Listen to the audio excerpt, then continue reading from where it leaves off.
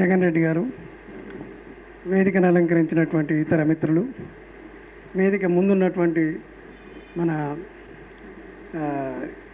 రెగ్యులర్గా వచ్చేటువంటి ఇక్కడి మిత్రులందరికీ, ఇక్కడ తెలంగాణ ప్రభుత్వం వచ్చిన తర్వాత జరుగుతున్నటువంటి కొన్ని విషయాలను చూసినప్పుడు మనకేంటంటే ఈ హెరిటేజ్ను రక్షించుకోవాల్సినటువంటి అవసరం ఇప్పుడు కూడా కలిగింది ఏంది అని. వాళ్ళ కాలంలో అయితే ఎట్లా కలిగింది, వాళ్ళ కాలంలో రక్షించుకోలేకపోయాం కూడా. ఇప్పుడు సార్ చెప్పారు మహబూబ్ మన్షన్ పోయింది, అట్లాంటివి ఇంకా కొన్ని పోయినాయి. వాటిని ఎట్లా రక్షించుకోలేకపోయినాం, వాడు బయట వాళ్ళు కాబట్టి వాటిని శ్రద్ధ చేయలేదు కాబట్టి వాటిని ఎట్లా పోయినాం. కానీ ఇక్కడ కూడా మనం రక్షించుకోవాల్సిన పరిస్థితి రావడం అనేటువంటిది బాధాకరం. ఇక్కడ ఏంటంటే మన మధ్య నేను కూడా 2-3 లెటర్స్ కొంచెం వ్యాసాలు 1-2 రాశాను. అదేంటంటే సెక్రటేరియట్ని షిఫ్ట్ చేసి ఛాతీ హాస్పిటల్లో పెడతా అన్నారు. సెక్రటేరియట్ ఎప్పుడు కట్టిండ్రు, ఎన్నేళ్ళు అయింది, అది ఏమైనా కూలిపోయే స్థితిలో ఉందా, దేని కొరకు అక్కడి నుంచి షిఫ్ట్ చేయాలనుకుంటున్నారు? ఇదంతా ప్రజాధనం. దాన్ని కూలగొట్టి ఇంకోటి కడతా అంటారు, దాన్ని కూలగొట్టి ఇంకోటి ఏదో కడతా అంటారు. ఎన్నాళ్ళు అయితే కట్టాలి, ఎంత కట్టాలి, ఎక్కడి నుంచి కట్టాలి, ఎక్కడి నుంచి వస్తున్నది డబ్బు, ఆ డబ్బు ఎట్లా వసూలు చేస్తారు? ఈ డబ్బులన్నీ మనమే కదా ఇవ్వాల్సింది. కాబట్టి ఇంత తొందరగా ఇట్లాంటి డెసిషన్ తీసుకోవడం అనేటువంటి కేసీఆర్ చేసినటువంటి ఎన్నో మంచి పనులు ఉన్నాయి, వాటన్నిటిని నేను అప్రిషియేట్ చేస్తా. కానీ వీటిని చూసినప్పుడు మాత్రం నేను రాయాలని అనిపించింది అన్నమాట. అందువల్ల ఎట్టి పరిస్థితుల్లోనూ షిఫ్ట్ చేయొద్దు. అంతకుముందు రూలర్స్ కూడా చంద్రబాబు కాలంలో కావచ్చు, ఎన్టీఆర్ కాలంలో కావచ్చు, వైఎస్ రాజశేఖర రెడ్డి కాలంలో కావచ్చు, వాళ్ళు గేట్లను మార్చిండ్రు, ఇంకా వేరే ఇవన్నీ చేసిండ్రు సెక్రటేరియట్కు. మీరు కూడా మార్చుకోండి, ఎవడొద్దంటే. ఎందుకంటే మనిషికి నమ్మకాలు ఉండొద్దని చెప్పి మనం ఎవరం చెప్పలేము. కాబట్టి మీకున్న నమ్మకం ప్రకారంగా మీరు ఒక పెద్ద గేట్ను పెట్టుకోండి, లేకపోతే ఆ దర్వాజను తీసి ఇటు దర్వాజ పెట్టండి, ఇటు తీసి అటు పెట్టండి, ఏదైనా చేయండి. దాన్ని మీకు అనుకూలంగా పురోహితులు చెప్పినట్టుగానో, వాస్తు శిల్పులు చెప్పినట్టుగానో వాటి ప్రకారంగా మీరు మార్చుకోండి, దానికేం పెద్ద అభ్యంతరం ఉండదు.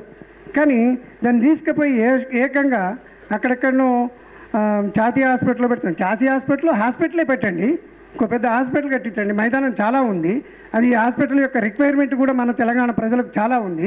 తెలంగాణ డిస్ట్రిక్ట్లన్నింటిలో దగ్గరున్నటువంటి రంగారెడ్డి, నల్గొండ ఇట్లాంటి ప్రదేశాల నుంచి కూడా అన్ని అవసరాల కొరకు, అన్ని రుగ్మతల కొరకు వాళ్ళు వస్తూనే ఉంటారు హైదరాబాద్ సిటీకి.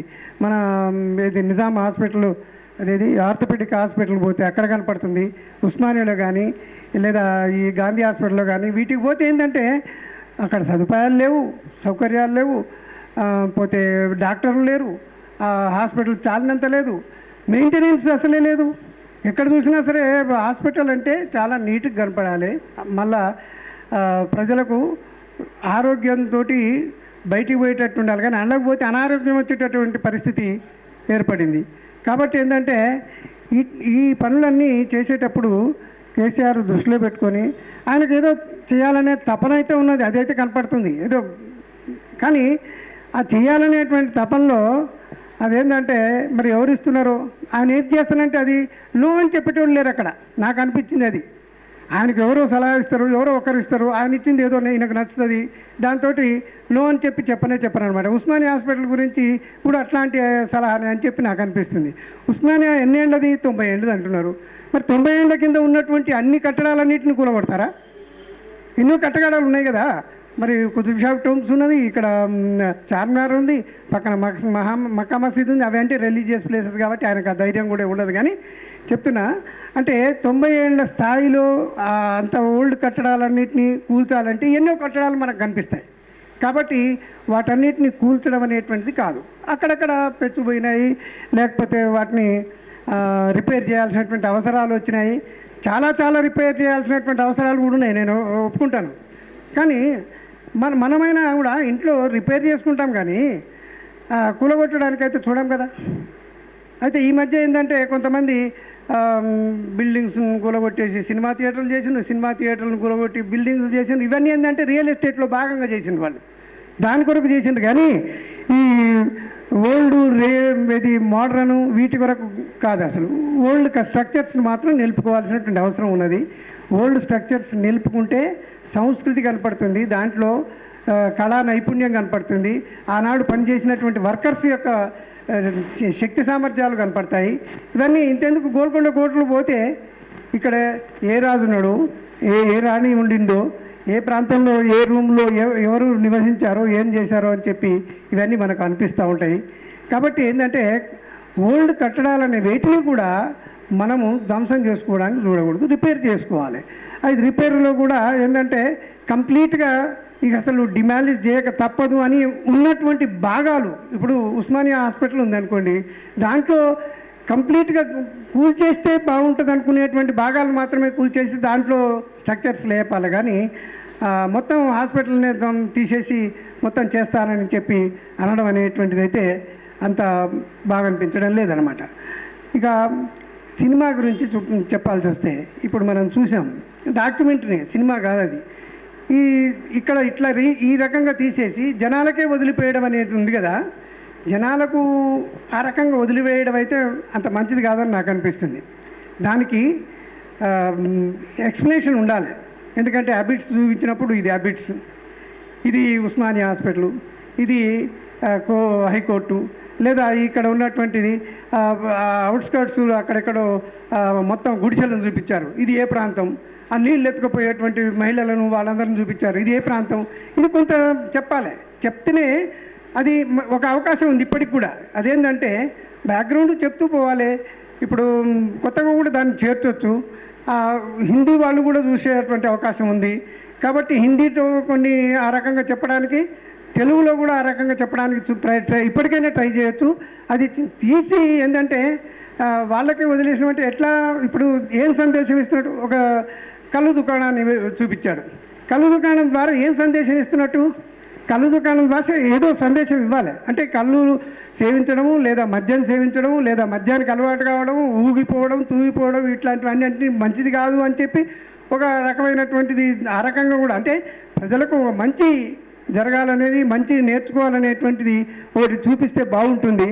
కాబట్టి ఇప్పుడైనా సరే దానికి ఆ రకంగా చేయొచ్చు. అట్లనే పాత బట్టల దుకాణాలు చూపించారు, ఒడ్డు పొడుగుతా, ఏది మూసి బ్యాంక్ పొడుగుతా పాత బట్టలు చూపించారు. అంటే ఇక్కడ ఏంది, సామాన్యుల నుంచి మధ్యతరగతి నుంచి చాలా పెద్ద పెద్ద బిల్డింగ్లు చూపించిన వాటి ఉన్నతులైనటువంటి వాళ్ళ గురించి అందరినీ చూపించడం అనేటువంటిది, అన్ని వాటన్నిటిని చూపించడం అనేటువంటి జరిగింది. కానీ ఎక్స్ప్లెనేషన్ లేకుంటే మాత్రం అదేందో నాకైతే ఇన్సఫిషియెంట్గానే అనిపిస్తుంది అనమాట. కానీ ఇప్పటికైనా దాన్ని జస్ట్ ఆ రకంగా మోడర్నైజ్ చేసుకుంటే బాగుంటుందని చెప్పి నేను అనుకుంటున్నాను. ఇందాక వేద్ కుమార్ గారు చెప్పినప్పుడు బాగా గుర్తొచ్చినాయి.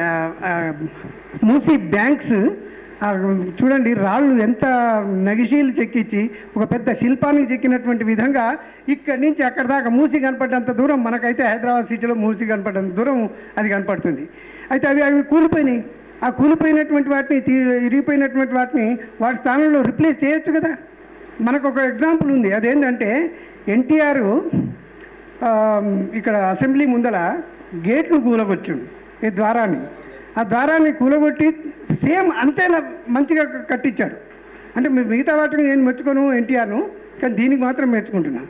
ఎందుకంటే ఎన్టీఆర్ అంతకుముందు కూలగొట్టిండు అని అనిపించకుండా చేసిండు అనమాట. అంటే వాళ్ళు తలుచుకుంటే ఆ కళాత్మక శక్తి ఉంది, చేయగలుగుతారు, ఆ రకంగా దాన్ని వేది కొనసాగించగలుగుతారు. వాళ్ళు మిగతా స్ట్రక్చర్స్ కూడా ఆ రకంగా చేసి ఉండేవాళ్ళు. కాబట్టి ఇక్కడ ఈ గోడలు కట్టడం ఉందే మూసీకి, దాన్ని శ్రద్ధ వహించాల్సినటువంటి అవసరం ఉంది. మూసీని ప్రక్షాళన చేస్తాను అని బదులు దీన్ని మొట్టమొదటి చేయాల్సినటువంటి అవసరం ఉంది. కాబట్టి ఈ రకమైనటువంటి మన వాళ్ళందరూ మిగతా వాళ్ళు కూడా మాట్లాడాల్సిన అవసరం ఉంది. కాబట్టి ఇంతవరకు ముగిస్తాను. Thank you. రాములు గారు సబ్జెక్ట్కు పరిమితమై లాస్ట్లో మాట్లాడారు. ముందంతా ఇక ఆయన ఇష్టం వచ్చినట్టు మాట్లాడారు, అది వేరే విషయం అనుకోండి. ఇప్పుడు మన ముందట టైం తక్కువ ఉంది. సనావుల్లా సాబ్ आप दरखास्त करना पड़ता टाइम बहुत कम है, जरा देख